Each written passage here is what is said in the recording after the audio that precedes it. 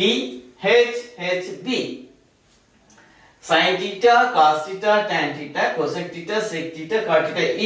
ఇవి మనకు క్లియర్ గా గుర్తుంటాయి. Trigonometric ratios is first is sin theta, cos theta, tan theta, cosec theta, sec theta, cot theta. Is it clear?